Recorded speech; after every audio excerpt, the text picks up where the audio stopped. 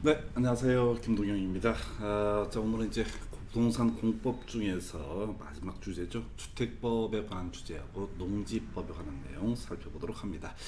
자, 오늘 이제 논의하게 될 주제는 선분양이라고 해서 주택의 공급에 관한 쟁점이 되겠습니다. 그래서 사실 이 주택의 공급이라고 하는 것은 총 세 가지 쟁점이 있습니다. 그래서 아파트가 완성되기 전에 미리 돈을 받게 되는 거, 이걸 우리가 선분양이라고 부르게 될 테고요. 그 다음에 이제 전매 제한이라는 개념과 연계가 돼서 분주토라고 제가 말씀을 드립니다. 그래서 분양가 상한제, 조정 대상 지역, 그리고 투기 과열지구 요 얘기하고요. 그리고 이미 앞에서 공부했던 내용 중에 하나가 바로 주택 법령상 내 집 마련의 기회라고 하는 것을 부여했는데 세 가지가 있었죠. 주택조합원의 지위, 입주자 저축증서라고 하는 거, 주택상환사채 요 세 가지, 양도, 양수, 알선, 광고 등등등 다 금지가 되는데 상속 저당에 의한 경우 그러하지 않냐 돼서 좀 오래전 문제 패턴인데 저당 얘기만 출제 쟁점이 된 바가 있습니다. 자, 이제 선분양 얘기를 해야 될 텐데요. 자, 우리나라에 있는 아주 고유한 특수한 제도죠. 그래서 물건이 완성도 되기 전에 소비자한테 돈을 받아내는 방식, 이걸 우리가 선분양이라고 부르게 됩니다. 그래서 이 선분양 후분양 얘기 기본 틀을 잡게 되면 아파트가 완성이 된 후에 완성되기 전에 만약에 분양을 하게 된다라고 하는 거, 이걸 우리가 선분양 제도라고 부르게 됩니다. 먼저 분양한 다음에 돈 받아서 그 돈으로 주택을 건설하게 된다라는 의미가 될 테고요. 이에 대응해서 아파트가 완성이 되고 나서 분양을 하게 되는 것을 가리켜서 이걸 후분양이라고 부르게 됩니다. 그래서 자, 결국 이제 부동산 학개론 영역에서 한번 쟁점이 된 바가 있었죠. 그래서 선분양과 후분양이라고 하는 거 다른 얘기는 다 잡다는 얘기고요. 아파트 건설 재원이라고 하는 것을 소비자한테 미리 받게 되면 이걸 우리가 뭐라고 한다? 선분양이라고 부르게 되죠. 이에 대응해서 아파트 건설 재원이라고 하는 것을 대출 받아서 하고 나중에 소비자한테 이 물건 팔아서 돈을 충당하게 되는 것을 후분양이라고 부르게 됩니다. 그래서 학개론에서 최근에 한 문제가 구성이 됐었고요. 이 선분양이라고 하는 개념이 이렇습니다. 공정률이 40%에 다다르지 않았을 때 분양하게 되는 것을 가리켜서 선분양이라고 부르게 될 테고, 공정률이 80%가 됐을 때 이후에 분양하게 되는 것을 호분양이라고 부르게 됩니다. 그래서 정부 정책 입장이라는 것은 결국은 호분양으로 돌리려고 이렇게 하게 되는데, 그 이제 한 15년, 20년 동안 계속 수많은 행정부에서 시도를 하고 있지만 쉽지가 않습니다. 그래서 이 후분양이 되게 되면 자, 건설업체가 대출을 받아서 집 지어야 되고요. 그 다음에 분양이 안 되게 되면은 그때는 건설업체한테 어마무시한 프레셔가 다가서게 됩니다. 그래서 지금 같은 경우는 미리 분양을 해서 자, 주택 건설 재원이 잘 안 보인다 그러면 뭐 천천히 집 지어가면 되는 것이고요. 그런데 지금 호부장으로 넘어가게 되면 주택 건설업체가 상당히 이 금융적 부분에서 문제가 발생할 여지가 있게 됩니다. 그 다음에 이제 미분양 등에 있어서 각종 책임이라고 하는 것도 건설업체가 통째로 짊어지게 됩니다. 뭐 하여튼 이런저런 이유가 있어서 지금 호분양으로 넘어가지 못하고 있는 그런 상황이 되겠습니다. 그래서 자, 이 얘기를 하려면 사업 주체라는 얘기를 먼저 해야 되죠. 자, 사업 주체, 등록 사업자와 비등록 사업자로 구분할 수 있었고요. 등록 사업자, 자, 이런 게 있었죠. 바로 주택 건설 사업자, 대지 조성 사업자라고 해서 단독 주택 20호, 도시형 주택 30세대, 대지 조성 사업자 같은 경우는 자, 연간 1만 이상의 대지 조성 사업을 꿈꾸는 자 미리 국토교통부 장관에게 등록을 해야 된다. 예, 이런 사람들을 가리켜서 우리가 이제 등록 사업자라고 불렀었고요. 비등록 사업자라고 해서 국가 지자체 공사라고 해서 토지 주택 공사, 지방 공사 이런 사람들은 따로이 등록하지 않더라도 주택 건설 사업 등을 할 수가 있다. 이렇게 전제가 되게 되죠. 그래서 이 선분양이라고 하는 제도 관련해서 취지가 뭐냐면 등록 사업자가요. 자, 아파트 공정률이 40%에 다다르게 되면은 자 선분양 제도에서는 이제 분양을 할 수 있거든요. 근데 자기 마음대로 나 40% 도달했으니까 팔아먹을래 이렇게 가는 것이 아니라 시군구에 가서 와서 검사해 봐라. 나 이제 아파트 공정률 40% 초과해서 40%를 충족을 해놓은 상태다. 너가 보고 사인해 달라라고 해서 입주자 모집 공고 승인 신청이라는 것을 하게 됩니다. 그래서 즉 공정률 40%에 다다르게 되면 자 시군구청장한테 입주자 모집 공고를 할 수 있게 즉 아파트를 분양할 수 있게 승인해 주십시오라고 하는 입주자 모집 공고 승인 신청이라고 하는 것을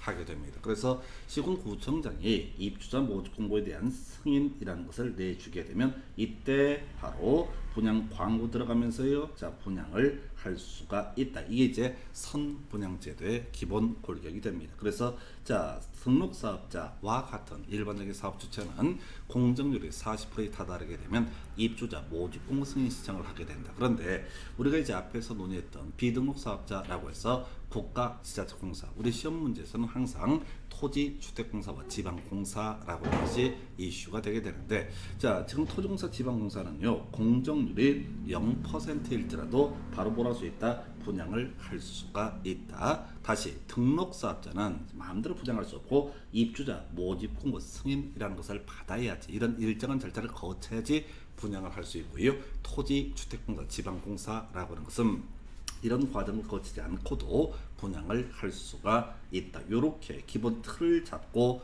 가주셔야 돼요. 그래서 이 문제에서는요, 선분양 관련한 모든 주제는 원칙은 등록사업자라고 하는 것을 가지고 얘기를 하고요. 다 예외라고 해서 바로 토지공사, 지방공사가 시험 문제 출제 포인트가 되게 됩니다. 그래서 자 관련한 법조문들 확인을 해 보도록 하겠습니다. 먼저 주택의 공급이라고 하는 거. 자 그래서 승인 신청이라는 개념이 있게 됩니다. 그래서 자 원칙이라고 되어 있는데 바로 등록사업자를 얘기하게 됩니다. 그래서 사업 주체가 주택의 입주자를 모집하고자 할 때는 미리 시군구청장한테 승인을 받아라. 무슨 승인이냐? 입주자 모집 공고 승인이라고 하는 거. 내가 입주자를 모집할 수 있게 승인해 주십시오 라고 하는 시군구청장에게 승인 신청을 해야 되고 시군구청장이 승인을 하게 되면 그때부터 분양을 할 수 있습니다. 원칙은 시험에 나오지 않습니다. 바로 예외라고 해서 주택건설사업자라고 이렇게 표현을 하기도 하고 과거에는 토지공사, 지방공사라고 하는 것을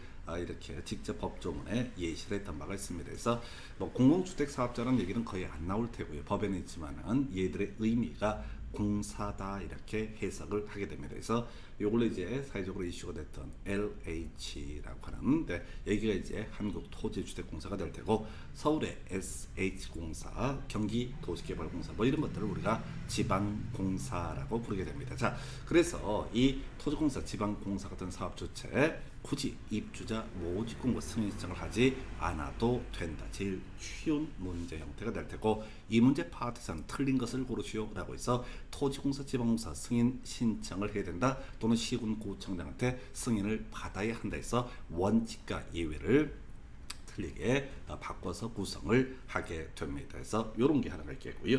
자, 그 다음에 이제 여기서 26회 때 한번 구성해 됐었는데 이 마감자재 목록표라는 개념이 나오게 됩니다. 자, 마감자재 목록표라고 하는 게 뭐냐라고 했을 때 이런 얘기예요. 지금 아파트를 완성도 되기 전에 미리 분양을 하게 됩니다. 자, 근데 과거의 사례를 보게 되면은 모델 하우스 짓고 뭐 이럴 때는 겁나 멋있는 자재를 쓰는 것처럼 이렇게 했다가 실제 분양이 돼서 보니까 싸구려 자재를 썼다. 이런 게 사회적으로 이슈가 됐던 것이고요. 그래서 바로 입주자 모집 공고 승인 신청을 할 때 공정률 40%니까 우리 입주자 모집할 수 있게 해주세요 라고 이렇게 승인 신청할 때 소위 마감 자재를 어떻게 쓰겠다라고 하는 그 목록 리스트를 바로 시군구청장에게 함께 제출을 해야 됩니다. 그래서 자 역시 통전 노래 그대로 원칙부터 기억합니다. 바로 등록사업자 같은 사업주체가 주택의 입주자를 모집하려는 경우 시군구청장의 승인을 받아야 된다라고 했었고요.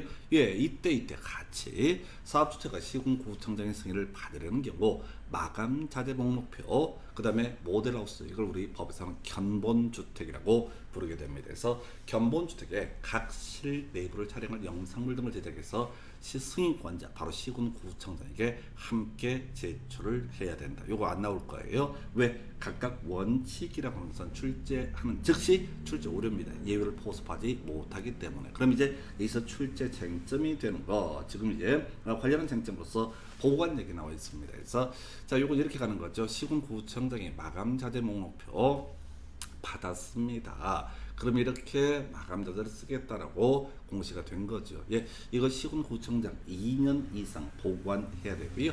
나중에 입주자가 이 열람을 요구할 때는 같이 이것을 공개를 해줄 의무가 있다. 아직은 출제 포인트 안 됐는데 2년 이상 보관이라고 하는 거 하나의 쟁점이 될 수가 있겠습니다. 자, 그리고 26회 때 겁나 유착이 나왔던 문제인데요. 자, 지금 마감자재 목록표를 사업주체가 제출을 해놓은 상태입니다. 그 시군구청장이 보관을 해놨습니다. 자, 근데 말이죠. 자, 지금 입주자 모집공고 승인 신청을 할 때 이 시장에 돌아다니던 이 마감자재라고 하는 것이 그 품목이 다 단종이 되게 됩니다. 더 이상 그 제품을 쓸 수가 없는 상태에 이르게 됩니다. 예, 그때 같은 질 이상으로 설치를 해야 된다라고 해서 사업주체가 마감자재 목록표의 마감자재와 다르게 마감자재를 시공 설치하려는 경우 당초 마감자재와 같은 질 이상으로 설치를 해야 된다 해서 요걸 가지고 같은 질 이하 요딴 식으로 유치차단하게 구성이 됐던 바가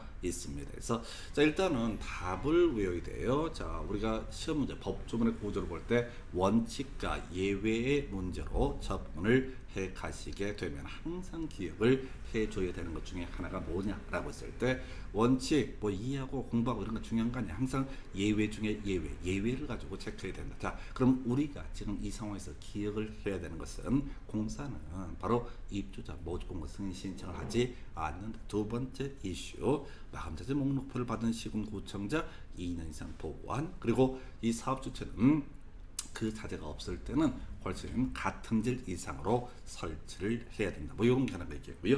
이 마감자재 목록표에 관한 관청점으로서 예외라고 하는 것이 하나의 이슈가 되게 됩니다. 그래서 자, 지금요 기본적으로 원칙에 관한 부분이죠. 사업주체 요건 공사 등을 제외한 일반적인 사업주체를 의미합니다. 자, 앞에서 자 일반적인 사업주체는 시군구청장한테 승인을 받아야 된다라고 이렇게 했던 것이고요. 그 다음에 공사는 승인을 요구하지 않는다 이렇게 갔잖아요. 그래서 이게 출제 이슈. 그럼 똑같은 논리구조로 자 누가 바로 공사라고 하는 사람 공공주택 사업주체 이 사람이 마감자재 목록표를 제출해야 되는 거냐? 예, 얘도 제출을 하긴 해야 됩니다. 자, 그런데 원칙에서는 입주자의 어떤 모집공고 승인을 받으려고 할 때, 즉 입주자 모집공고 승인 신청했을 때 같이 마감자재 목록표 제출해야 됩니다. 자, 근데 말이죠. 예외라고 해서 토지공사 지방공사인 사업주체 이 사람 말이죠. 입주자 모집공고 승인청을 하지 않잖아요. 그러니까 이때 낼 수가 없는 거야. 그래서 이 사람 모델하우스 건설할 때 견본주택을 건설한 그 시점에 마감자재 목록표 등을 어디다 제출해야 된다라고 하는 거. 그래서 공사. 자, 그럼 공사는 두 가지로 이제 정리할 수 있죠. 공사라고 하는 것은 입주자 모집공고 승인청을 하지 않아도 된다. 요거 첫 번째 이슈. 두 번째 공사라고 하는 것은 마감자재 목록표라고 하는 것을 언제 제출한다? 마감자재 목록표라고 하는 것을 견본주택을 건설할 때 요 두 가지가 출제 쟁점이 되게 됩니다. 그리고 아주 오래전에 지저분하게 26회 때 구성했다는 것이 같은 질 이상으로 설치를 해야 된다. 그래서 요 정도가 바로 주택의 선분양에 관한 쟁점. 그래서 예외였고요. 보관 등에 관한 쟁점 이렇게 봐야겠고요. 자, 우리가 이제 선분양이라고 하는 거, 자 우리가 앞에서 공부할 때 이런 게 있었죠. 용의 관련해서 주택단지라고 하는 것은 주택과 부대시설, 복리시설, 간선시설 등 뭐 이런 전체 덩어리를 우리가 주택단지라고 정의를 하게 됩니다. 자, 그럼 이제 이걸 어떻게 가야 되냐면 우리 주택의 공급은 이해가 됐다고 쳐. 그런데 우리가 주택단지 안에 상가 분양할 때 이걸 우리가 복리시설이라고 부르게 됩니다. 자, 그러면 기억해 볼까요? 부대시설이라고 하는 거, 아빠가 엄마가 퇴근할 때 마주하게 되는 것들, 담장, 주택단지 안의 도로, 주차장, 관리사무소 이렇게 네 가지를 우리가 부대시설로 봤었고요. 복리시설은 주택단지 안에 거주하고 있는 입주민들이 사용하는 시설. 그래서 아이들 관련해서 어린이 놀이터 유치원이라고 하는 개념이 있었고요. 어른들 관련해서 성인 관련해서 바로 주민 운동시설이라는 개념이 있었고, 어르신 관련해서 경로당, 그리고 온 가족이 다 모이는 데가 뭐예요? 근린생활시설이라고 해서 이 근린생활시설 이런 것들이 바로 복리시설의 대표값이 되게 됩니다. 자, 아파트만 분양을 하는 것이 아니라 아파트 단지 안에 상가도 분양을 하게 됩니다. 아파트만 선분양을 하는 것이 아니라 복리시설, 즉 근생시설도 당연히 선분양의 대상이 되게 됩니다. 한편 주택에 있어서는 선분양하고자 할 때 입주자 모집공고 승인 신청이라는 것을 하라고 했었죠. 자, 그럼 이때 복리시설, 근생시설 등의 분양에 있어서는 시군구청장에게 신고하면 된다라고 되어 있어요. 그래서 요거는 신고와 승인은 다른 개념이죠. 신고는 요건만 충족하면 시군구에서 수리를 해야 되는 것이고요. 승인은 좀 더 엄밀히 검토해 보겠다, 이런 식의 취지가 되겠습니다. 자, 그 다음에 이제 예외라고 해서 이렇게 되어 있죠. 자, 공동주택 사업자인 사업주체 누굽니까? 공사죠. 이때는 신고하지 않아도 된다 해서, 물론 여기까지 답을 뽑을 가능성은 낮습니다. 왜?